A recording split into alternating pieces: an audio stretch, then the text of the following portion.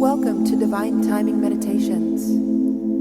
This is a verse from the Tao Te Ching. Please refer to the description box below to learn more about the Tao Te Ching and how to incorporate it into your daily life.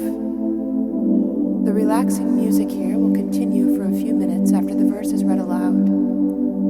Please use this time to contemplate the verse's meaning and what it means to you. Feel free to share your experience with us in the comments below. And while you're here, please subscribe to our channel to get notified about all of our self-discovery content. Now let's begin.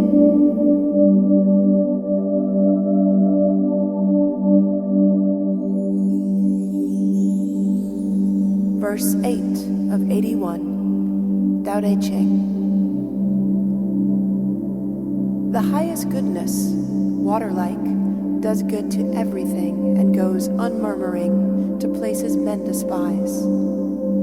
But so is close in nature to the way. If the good of the house is from the land, or the good of the mind is depth, or love is the virtue of friendship, or honesty blesses one's talk, or in government goodness is order, or in business skill is admired, or the worth of an act lies in timing, then peace is the goal of the way by which no one ever goes astray.